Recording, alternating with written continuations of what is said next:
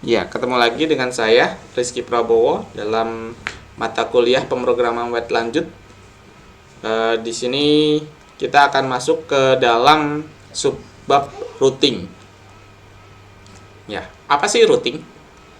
Routing merupakan cara framework untuk mengarahkan permintaan user agar dapat diproses oleh controller yang tepat. Nah, beberapa orang menyebutnya sebagai kamuflase atau redirecting. Kenapa?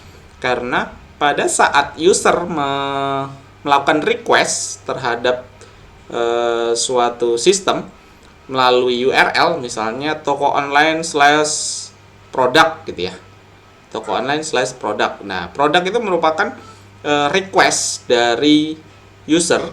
Nah, nanti di routing itu mengarahkan kalau ada user yang meminta atau melakukan permintaan produk, dia akan diarahkan ke controller yang mana yang tepatnya.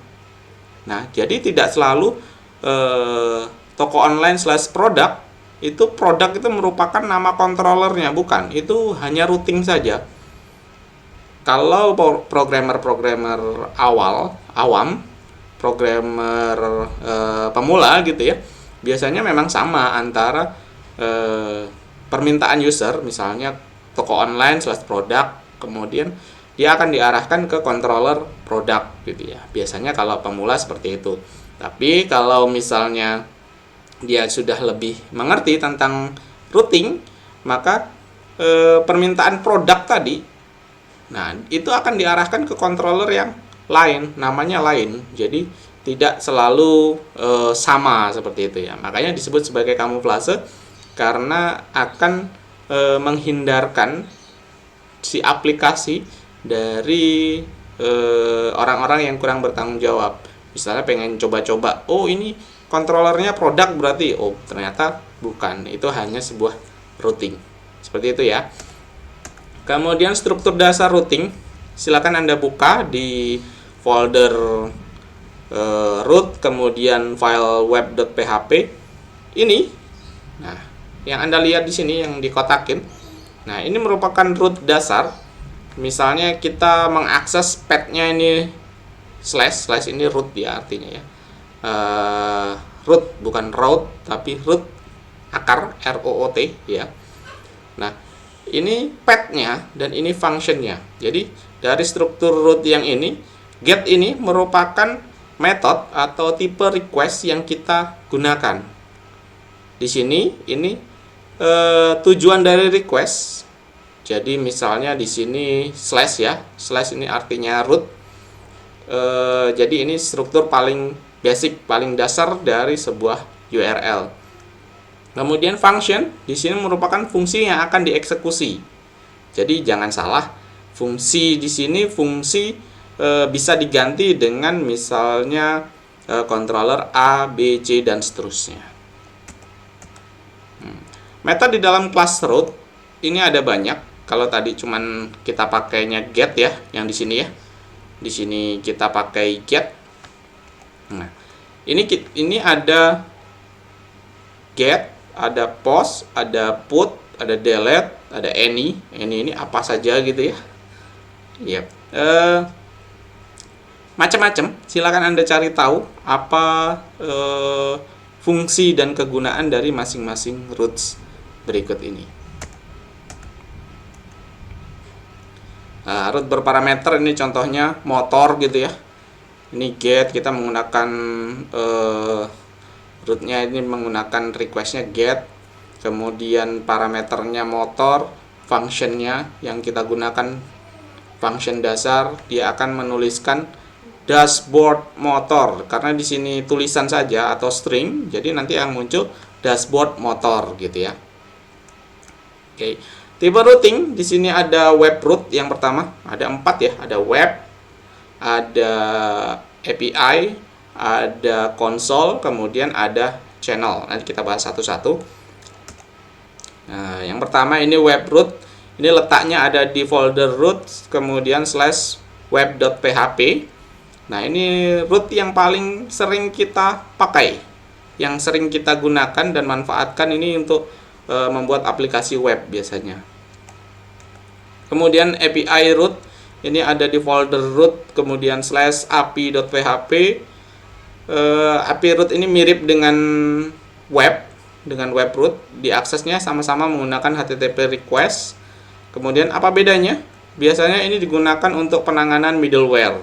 Jadi misalnya kalau kita tambah API yang lain gitu ya, maka akan ada 2 middleware group. Nah, ini contoh intinya ini digunakan untuk menangani API. Kalau kita misalnya menggunakan API dari aplikasi yang lain. Kemudian ada console root. Console root ini ada di root kemudian /console.php. Nah, console root ini digunakan sama sebenarnya konsepnya dengan web root, hanya saja ini jalur aksesnya melalui command line atau command prompt itu. Yang hitam putih itu, text based. Nah, itu menjalankan perintah tertentu melalui command line interface. Nah, ini sama sepertinya dengan web, tapi jalur aksesnya melalui command prompt. Nah, misalnya kita tambahkan file seperti ini. Kita buka console root-nya. Nah, kita tambahkan seperti ini. Nah, hasilnya nanti kalau dijalankan melalui konsol juga, PHP Artisan High misalnya. Di sini kan ada High ya. Nah, di sini kita panggil PHP Artisan High. Maka akan muncul High Full Stack Developer. Nah, di sini misalnya. Gimana sih cara mendefinisikan root? Nah, silakan Anda buka file root web.php, lalu tambahkan kode berikut, coba. Nah, Anda coba, kemudian ini menunjukkan bahwasannya kita memiliki pintu akses atau punya akses ya, punya akses di suatu web itu di controller pintu masuk, kok controller sih, di path pintu masuk. Jadi nanti kalau ini base URL-nya sampai dengan tokoonline.test ini, nah /pintu masuk, nah pintu masuknya yang di sini. Kemudian dia akan menjalankan action function. Maka return atau yang akan muncul di browser kita akan muncul tulisan selamat datang di pintu masuk gitu. Nah, kemudian root berparameter di sini memiliki tambahan di URL biasanya. Misalnya kita ingin melihat sebuah produk dengan ID 1 misalnya. Umumnya kita di URL itu menambahkan semacam ini. Nah, misalnya di sini http tokoonline.test /product /1. Nah, di sini 1 ini ID dari produk biasanya. Nah, ketika mengakses root tersebut, kita menginginkan melihat produk dengan ID 1.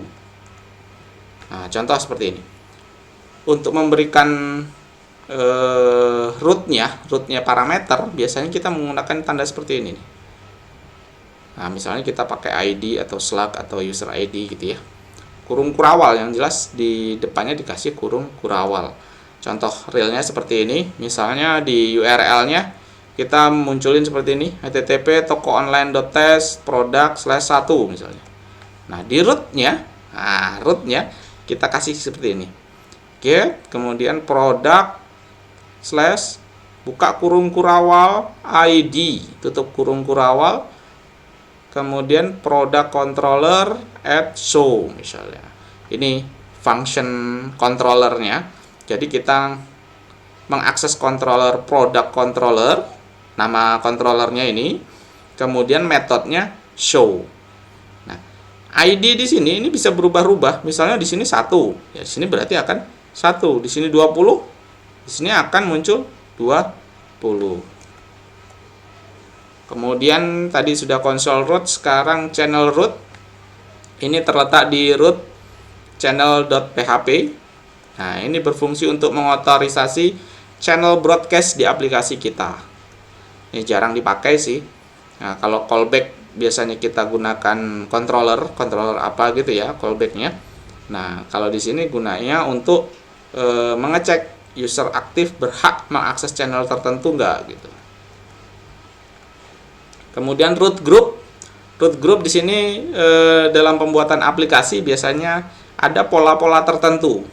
Nah, contohnya nanti seperti ini. toko online, produk, all, produk, back, produk, latest, produk, discount gitu ya. Nah, ini kan ada polanya ini. Apa sih yang sama? Ada kesamaan yang bisa Anda lihat? Yap, dia sama-sama mengakses controller produk di URL itu ya. Hanya ujungnya aja yang beda. Nah, kita bisa buat seperti ini. Kalau awalnya kita root seperti ini, satu persatu, nah, kita bisa buat seperti ini supaya lebih simple dan lebih mudah untuk mempelajarinya. Ya, misalnya prefix products ini, prefix products, function. Nah, di sini tinggal all, back, latest, discount. Nah, di sini ujungnya seperti ini. Oke, lebih terstruktur, dia lebih mudah. Dia menunjukkan bahwasanya dia satu grup. Oke, sampai di situ pembahasan kita tentang root. Sampai ketemu di video selanjutnya. Jangan lupa subscribe ya. Oke, see you.